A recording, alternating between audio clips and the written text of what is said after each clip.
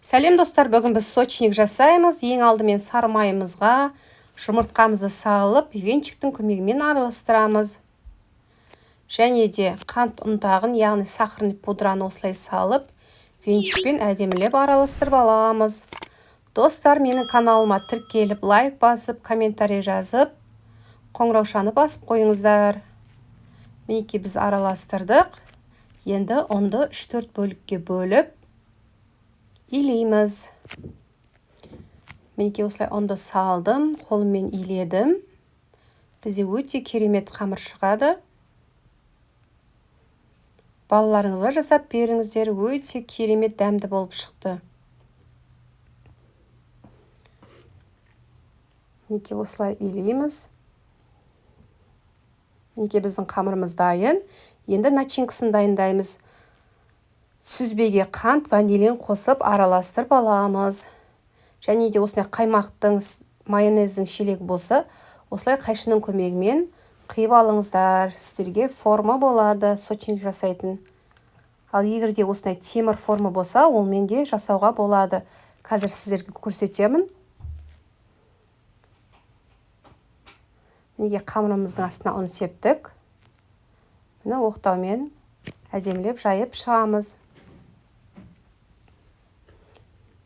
Өте қалың немесе өте жұқа болуға да болмайды, орташа болу керек. Сіздерде осындай темір форма болса, сондаймен жасасаңыздар болады, немесе осындай жаңағы қаймақтың немесе майонездің шелегінен қиып алсаңыздар болады. Осылай кесіп шығамыз.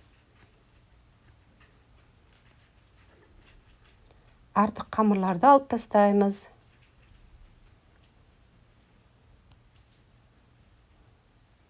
Қазір начинкасын салып шығамыз.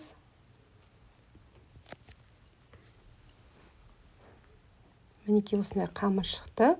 Енді начинкасын әдемілеп ортасына салып шығамыз. Және листімізді дайындаймыз, соған салып шығамыз. Осылай қамырдың барлығын жайып шығып, осылай листлерге қойып шығамыз. Мінекей бізде дайын болды. Енді жиектерін осылай басып шығамыз. Достар, менің каналыма тіркелуді ұмытпаңыздар. Өте қызықты, оңай рецепттер шығып тұрады. Және де қоңыраушаны басып қойыңыздар. Мінекей барлық жерлерін қолымызбен басып шықтық. Енді бетіне жұмыртқа жағып шығамыз. Әдемілеп жұмыртқаны жағып, пешті алдын ала 170-180 градусқа қыздырамыз. 20-25 минутта пісіп шығады.